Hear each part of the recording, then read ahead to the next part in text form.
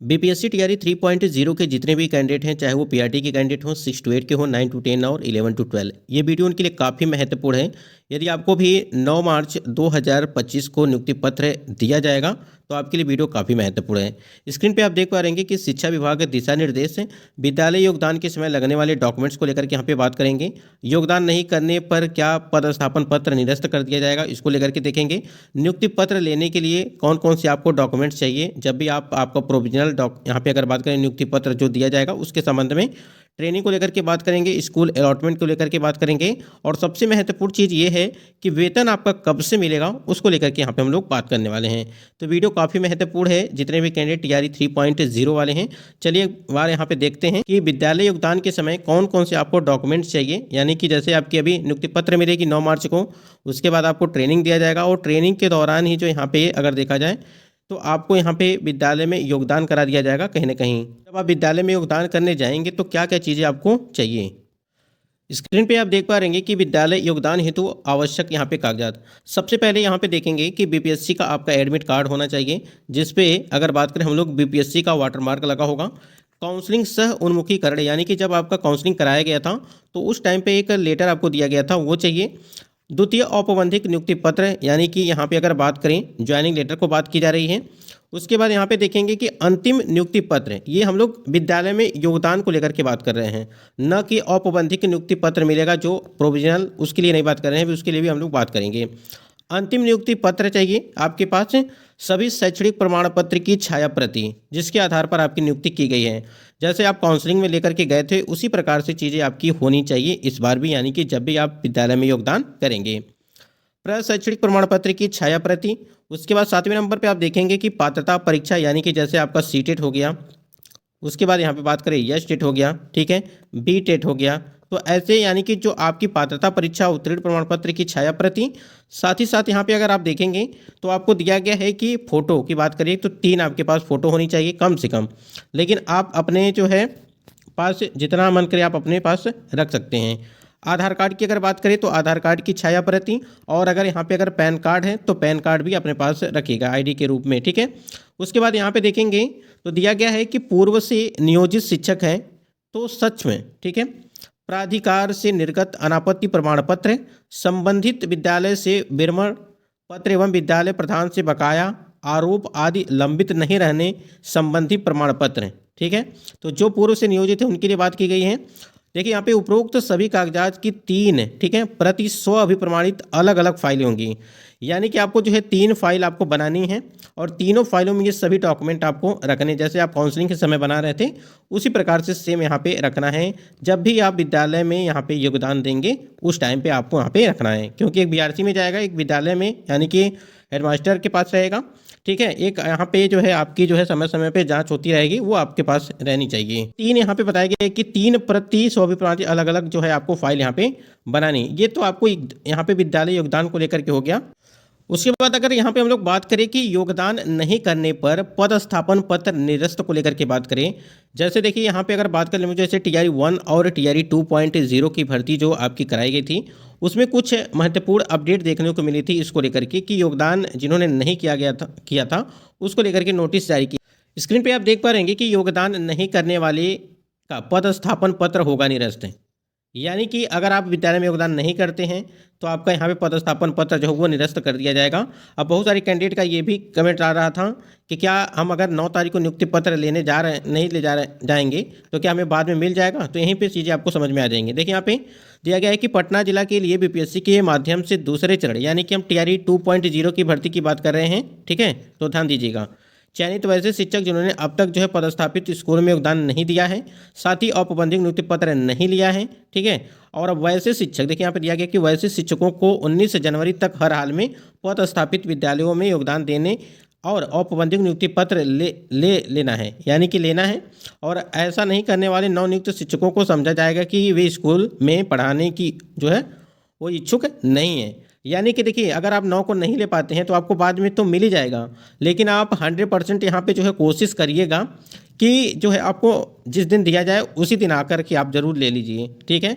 नहीं तो आपको जो इसी प्रकार से होगा कि आपको डेट निर्धारित की जाएगी और बाद में आपको जो है नियुक्ति पत्र वो दी जाएगी। लेकिन देखिए यहाँ पर दिया गया कि योगदान नहीं दिया है, साथ ही औपबंधिक नियुक्ति पत्र नहीं दिया है, तो ऐसे कैंडिडेट को लेकर के बात की गई थी, उनको समय दिया गया था।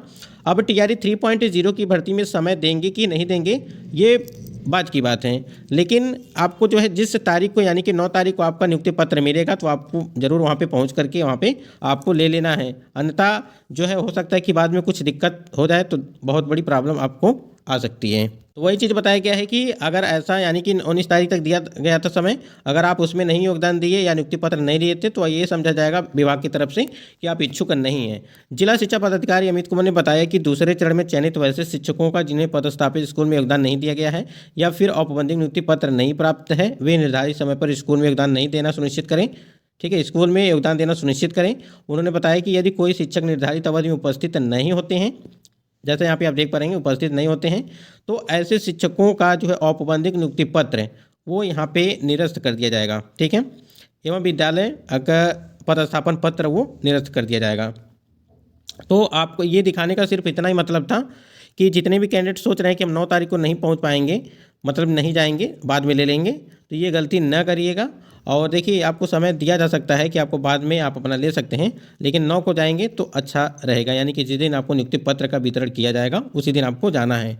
अगर हम लोग यहाँ पे बात करें नियुक्ति पत्र लेने के लिए कौन कौन से डॉक्यूमेंट लगेंगे, जैसे आपको 9 तारीख को आपका औपबंधिक नियुक्ति पत्र दिया जाएगा, तो उसमें सबसे महत्वपूर्ण है आपका एडमिट कार्ड, उसके बाद आपका एक आधार कार्ड चाहिए। ठीक है, और जो आपकी काउंसलिंग कराई गई थी तो उस समय एक आपको लेटर दिया गया था वो चाहिए, यानी कि जो आपको अभी हमने आपको बताया कि उन्मुखीकरण वाला वही आपको चाहिए वहाँ पे देना, यानी कि ये 3 चीज़ काफ़ी कंपलसरी है। आधार कार्ड आपके पास होनी चाहिए। ठीक है, आपको नियुक्ति पत्र वहाँ पे मिल जाएगा। बाकी योगदान में कौन कौन से डॉक्यूमेंट लगेंगे उसको लेकर के हमने बात कर लिया, और 3 फाइलें आपको बनानी हैं, इस बात को आप ध्यान रखेंगे। स्क्रीन पे आप देख पा रहेंगे कि कार्यालय जिला शिक्षा पदाधिकारी विद्यालय पदस्थापन पत्र है। यहाँ पे आप देख पा रहेंगे कि पद का नाम दिया गया है और यहाँ पे आपको डेट लिखना है, सब्जेक्ट किस सब्जेक्ट से आपका जो है यहाँ पे नियुक्ति हुआ है, प्रेषित किसके द्वारा यानी कि भेजा जाएगा। ठीक है, ये सारी चीज़ें। और यहाँ पे देखेंगे आपको बतौर विद्यालय अध्यापक जिला यहाँ पे रहेगा के विद्यालय अध्यापक विद्यालय का पद स्थापित किया जाता है। आपका वेतन विद्यालय में योगदान की तिथि से प्रारंभ होगा। आप अपना योगदान संलग्न योगदान प्रपत्र के अनुसार प्रभारी प्रधानाध्यापक के समक्ष इस पत्र के निर्गत होने की तिथि से 2 दिनों के अंदर जो है करें। यानी कि अब जब आपका यहाँ पे विद्यालय में योगदान दिया जाएगा, ठीक है, तो आपको वहाँ पे अगर बात करें तो 2 दिन का समय दिया जाता है। 2 दिन के अंदर आपको जो इस विद्यालय में जो है योगदान करना रहता है, जैसा कि यहाँ पे मेंशन भी किया गया है। प्रभारी प्रधानाध्यापक और प्रधानाध्यापक संलग्न प्रपत्र को प्रति हस्ताक्षरित कर मूल प्रति जिला शिक्षा पदाधिकारी के कार्यालय में जो है समर्पित करेंगे, जहाँ योगदान संबंधी प्रविष्टि सॉफ्टवेयर के माध्यम से सत्यापित की जाएगी। आपकी परीक्षा अवधि भी विद्यालय में योगदान की अवधि से प्रारंभ होगी। अभी हमने कल के वीडियो में आपको बताया था कि परीक्षा अवधि आपकी पहले 1 साल की, पहले 2 साल की थी, फिर 1 साल की गई, अब फिर से जो है 2 साल की हो रही है। यानी कि 1 साल आपकी चलेगी, अगर उसमें सब कुछ ठीक ठाक पाया गया तो आपको वहीं से ख़त्म कर दिया जाएगा, मतलब कि 1 साल के लिए होगा। उसके बाद सब कुछ ठीक ठाक नहीं पाया गया तो आपको 1 साल के लिए और यहाँ पे दी जाएगी। और वही चीज़ बताया जा रहा है कि आपकी जो परीक्षा अवधि है वो जिस दिन आप योगदान करेंगे विद्यालय में उसी दिन से स्टार्ट हो जाएगी और उसी दिन से आपका जो है वेतन यहाँ पे स्टार्ट हो जाएगा। ठीक है, तो ये 2-3 चीज़ें क्लियर हो गई। और ये आपका जो है विद्यालय पदस्थापन पत्र है। जब भी आप विद्यालय में जाएंगे तो इस प्रकार से चीज़ें आपको देखने को मिलेंगी। अनुलग्नक, ठीक है, यहाँ पे प्रभारी प्रधानाध्यापक संलग्न प्रपत्र को, ठीक है, ये सारी चीज़ें हमने बता दिया। यहाँ पे देखेंगे कि जहाँ योगदान संबंधी प्रविष्टि सॉफ्टवेयर के माध्यम से सत्यापित की जाएंगी। आपकी परीक्षा अवधि भी विद्यालय में योगदान की अवधि से प्रारंभ होगी। विश्वास भाजन और जिला शिक्षा पदाधिकारी, ये चीज़ यहाँ पे सब कुछ दिया रहेगा ये। ठीक है, तो यहाँ तक चीज़ हमको लगता है क्लियर हो गई होगी। बाकी कमेंट करिएगा अगर कोई दिक्कत होगी इसके संबंध। देखिए ट्रेनिंग और स्कूल अलॉटमेंट को लेकर के अगर हम लोग यहाँ पे बात करें, देखिए अभी तो आपको 9 मार्च को मिलेगा ही नियुक्ति पत्र, उसके बाद ही यहाँ पे अगर बात करें हम लोग ट्रेनिंग चलेगी। और ट्रेनिंग, ठीक है, ट्रेनिंग के बाद आपका जो है वहीं पे ट्रेनिंग के बाद आपको विद्यालय टैग किया जाएगा। उसी के दौरान आपको जो है स्कूल का अलॉटमेंट कर दिया जाएगा, जहाँ पे आपको अभी हमने बताया कि योगदान के समय कौन कौन से डॉक्यूमेंट लगेंगे। ठीक है, ये सारी चीज़ें। और वेतन भी आपका वहीं से स्टार्ट हो जाएगा उसी दिन से जिस दिन आप योगदान करेंगे। और परीक्षा जो अवधि होगी वो भी वहीं से स्टार्ट हो जाएगी। तो ये सारी प्रक्रिया आपकी चलेगी। अब जितने भी कैंडिडेट टीआरई 3.0 वाले हैं ये उनके लिए काफ़ी महत्वपूर्ण है, क्योंकि आगे की प्रक्रिया आपको इसी प्रकार से देखने को मिलेगी। तो जितने भी कैंडिडेट हैं नियुक्ति पत्र जैसे 9 मार्च को दिया जाना है, तो आप 9 मार्च को ही ज़रूर आप नियुक्ति पत्र ले लीजिए, बाकी काम आप करते रहिएगा।